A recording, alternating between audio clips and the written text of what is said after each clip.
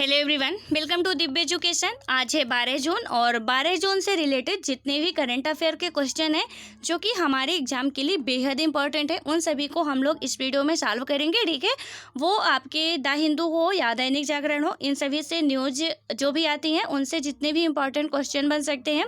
ठीक है, तो क्वेश्चन के फॉर्मेट में हम लोग यहाँ पे सॉल्व करेंगे कि किस में मतलब कि क्या बात की गई है। ठीक है, तो आप में से जो भी इस चैनल पे नए हो, चैनल को जरूर सब्सक्राइब कर लें तथा अपने दोस्तों को भी शेयर कर दें और वीडियो पसंद आए तो लाइक करना बिल्कुल मत भूलना। ठीक है, इसको स्टार्ट करने से पहले एक और इम्पॉर्टेंट बात कि आप में से जिसको भी PDF चाहिए इसकी, तो डिस्क्रिप्शन में टेलीग्राम की लिंक दी हुई है, तो आप वहाँ से जाके डाउनलोड कर सकते हो। ठीक है, तो अब हम बात करते हैं कि कल का हमारा जो अभ्यास प्रश्न था वो क्या था।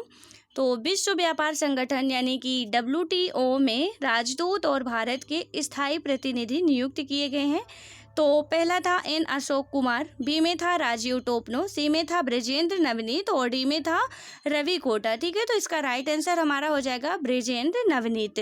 फ्रेंड्स, आप में से जितने भी लोग देख रहे हो, तो यदि आप इसका कोशिश करो आंसर देने की, क्योंकि प्रीवियस ईयर क्वेश्चन मीन्स की प्रीवियस डे के क्वेश्चन रहते हैं जो 1-2 दिन पहले हम पढ़े रहते हैं, उसी का मैं क्वेश्चन देती हूँ आपको, ताकि रिवीजन हो सके आपका और आपका कॉन्फिडेंस लेवल बढ़ सके। ठीक है, तो आप बिल्कुल डरे नहीं और इस बिना हेजिटेट के आप बिल्कुल जैसा भी सही गलत आपसे बनता हो आप ज़रूर आंसर दें। ठीक है, ताकि इससे यदि कभी इंसान गलती करेगा तभी तो कभी अच्छा काम करेगा। ठीक है, जब आप गलती ही नहीं करोगे तो सीखोगे कैसे, इसलिए आप लोग कोशिश किया करो कि इसका आंसर दे सको। ठीक है, तो यहाँ पे क्या होगा, ब्रजेंद्र नवनीत होगा। देन उसके बाद हम इसकी व्याख्या की बात करते हैं। तो ब्रजेंद्र नवनीत को विश्व व्यापार संगठन यानी कि वर्ल्ड ट्रेड ऑर्गेनाइजेशन या WTO में राजदूत और भारत का स्थायी प्रतिनिधि नियुक्त किया गया है। उन्हें WTO में भारत के स्थायी मिशन यानी कि permanent mission of India Geneva में तैनात किया जाएगा। राइट, देन नेक्स्ट क्वेश्चन की बात करें जो कि आज का अपना पहला क्वेश्चन है।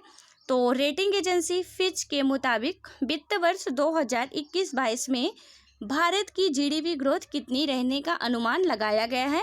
तो ए में है 9.5%, बी में है 6.5% और सी में है 7.2% और डी में है 3.2%। ठीक है, तो इसका राइट आंसर हो जाएगा 9.5%। यदि हम इसकी व्याख्या की बात करें तो फिच रेटिंग के मुताबिक 2020-21 में भारत की GDP में 5% की गिरावट आ सकती है। ठीक है, मगर अगले वित्त वर्ष में 9.5% वृद्धि का अनुमान है। फिच रेटिंग ने वित्त वर्ष 2022 में भारतीय अर्थव्यवस्था में सुधार का अनुमान जताया है। एजेंसी ने हाल ही में कहा कि चालू वित्त वर्ष में कोरोना वायरस महामारी के कारण आई गिरावट के बाद भारतीय अर्थव्यवस्था तेजी से वापसी करेगी। हालांकि एजेंसी ने कहा है कि कमजोर वित्तीय सेक्टर और लेबर मार्केट में सुधार करने की अभी ज़रूरत है। ठीक है, देन नेक्स्ट क्वेश्चन की हम बात करें तो गुजरात के गिरी जंगलों में पाए जाने वाले एशियाई शेरों की संख्या 2015 के मुकाबले बढ़कर कितनी हो गई है।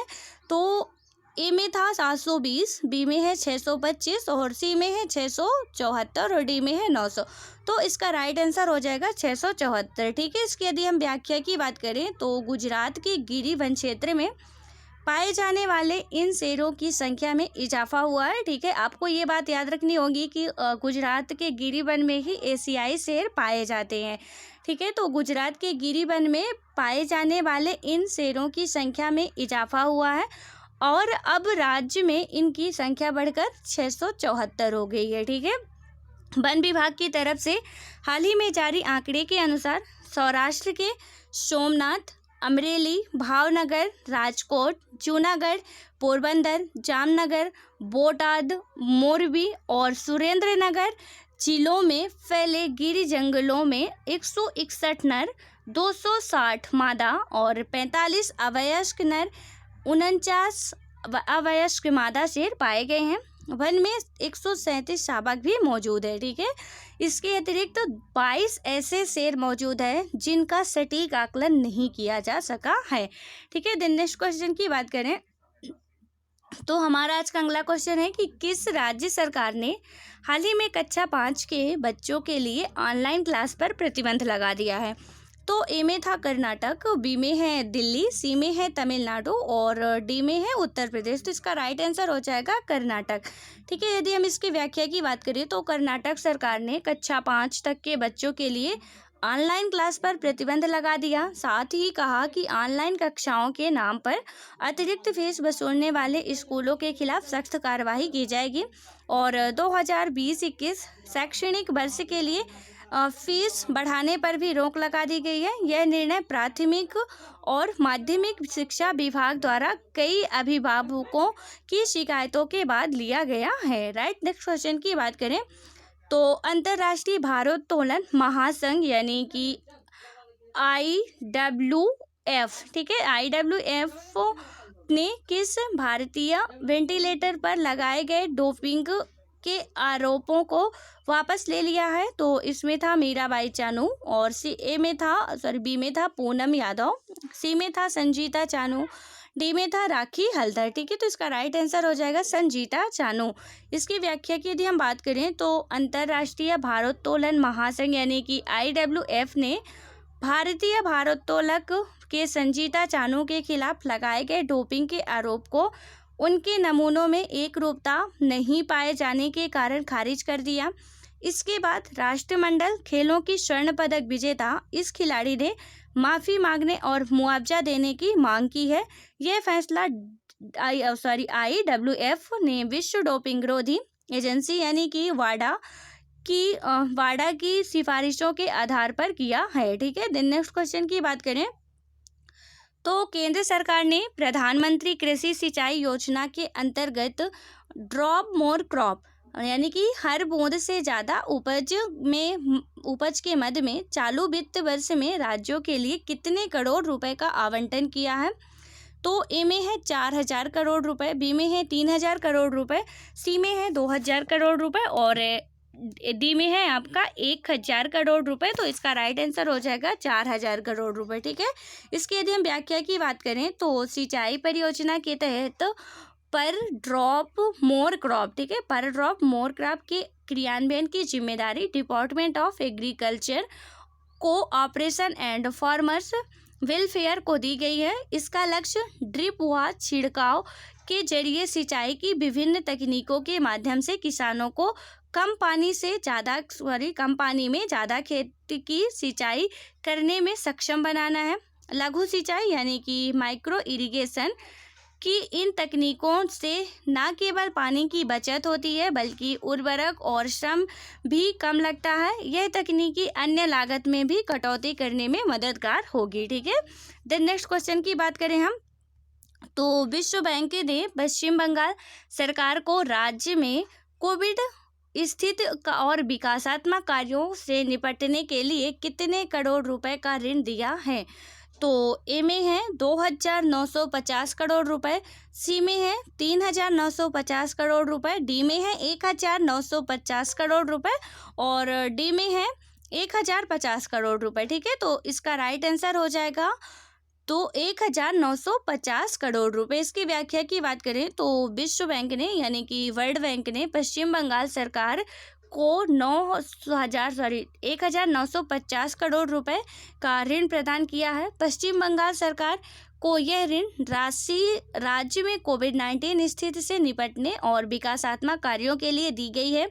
पश्चिम बंगाल सरकार 1950 करोड़ रुपए की कुल राशि में से 850 करोड़ रुपए विभिन्न समाज कल्याण योजनाओं पर खर्च करेगी, जबकि शेष 1100 करोड़ रुपए औद्योगिक अवसंरचना तैयार करने के लिए खर्च किए जाएंगे। ठीक है, नेक्स्ट क्वेश्चन की बात करें तो हाल ही में किस देश ने कोरोना संक्रमित लोगों के इलाज के लिए प्लाज्मा की ऑनलाइन उपलब्धता शुरू की है। ए में है बांग्लादेश, बी में है नेपाल, सी में है चीन और डी में है पाकिस्तान।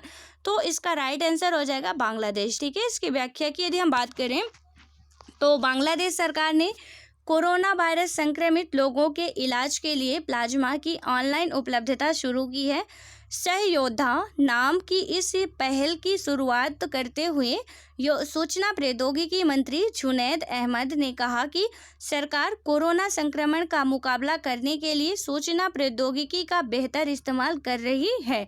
इस बीच देश में कोरोना से संक्रमित लोगों की संख्या 71,000 को पार कर गई है, जबकि इससे अब तक 975 लोगों की मौत हुई है। ठीक है, नेक्स्ट क्वेश्चन की बात करें तो मर्सर के 2020 कॉस्ट ऑफ लिविंग सर्वे के अनुसार प्रवासियों के लिए भारत का सबसे महंगा शहर निम्न में से कौन है?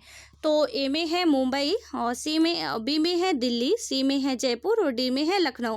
तो इसका राइट आंसर हो जाएगा मुंबई। ठीक है, इसकी व्याख्या की बात करें तो मर्सर के वर्ष 2020 रहन सहन की लागत यानी कि कॉस्ट ऑफ लिविंग सर्वे के अनुसार वैश्विक स्तर पर प्रवासियों के लिए मुंबई विश्व में 60वां सबसे महंगा शहर है, जबकि एशिया में यह 19वें स्थान पर है। सर्वे के अनुसार भारतीय शहरों में मुंबई सबसे महंगा शहर है। इसके बाद नई दिल्ली विश्व स्तर पर 101वां और चेन्नई विश्व स्तर पर 143वें स्थान पर है। सर्वे में कहा गया है कि बेंगलुरु 171वें और कोलकाता 185 रैंकिंग में सबसे कम खर्चीले भारतीय शहर हैं। राइट, नेक्स्ट क्वेश्चन की बात करें तो किस देश के मानव रहित सबमर्सिबल ने हाल ही में महासागर के नीचे विश्व के सबसे गहरे बिंदु तक गोता लगाने का कीर्तिमान बनाया है? तो ए में है नेपाल, बी में है चीन, सी में है पाकिस्तान और डी में है बांग्लादेश। ठीक है, तो इसका राइट आंसर क्या हो जाएगा? इसका राइट आंसर हो जाएगा चीन। इसकी व्याख्या की बात करें तो चीन के मानव रहित सबमर्सिबल ने हाल ही में महासागर के नीचे विश्व के सबसे गहरे बिंदु तक गोता लगाने का कीर्तिमान बनाया है। सबमर्सिबल गहरे पानी के भीतर जा सकने वाली एक मशीन होती है जिसका इस्तेमाल प्रायः वैज्ञानिक अनुसंधान के लिए किया जाता है। चीन के सबमर्सिबल यानी कि या हाइडू 1 ने प्रशांत महासागर के भीतर स्थित विश्व के सबसे गहरे क्षेत्र मारियाना ट्रेंच तक पहुंचने का कीर्तिमान बनाया है। राइट, देन नेक्स्ट क्वेश्चन की बात करें जो कि आज का लास्ट क्वेश्चन है कि किस राज्य सरकार ने प्रवासी श्रमिकों के लिए रोजगार खोजने हेतु रोजगार सेतु पोर्टल लॉन्च किया है? तो ए में है बिहार, बी में है पंजाब, सी में है कर्नाटक और डी में है मध्य प्रदेश। तो इसका राइट आंसर हो जाएगा मध्य प्रदेश। ठीक है, इसकी यदि हम व्याख्या की बात करें तो मध्य प्रदेश सरकार ने प्रवासी मजदूरों को उनकी कुशलता और दक्षता के अनुसार कार्य दिलाने के लिए रोजगार सेतु पोर्टल की शुरुआत की है। इसमें सभी प्रवासी मजदूरों का पंजीयन किया गया है। मुख्यमंत्री शिवराज सिंह चौहान ने कहा है कि पोर्टल पर 7,30,000 प्रवासी श्रमिकों और 5,79,000 उनके परिवार के सदस्यों को पंजीयन किया जा चुका है।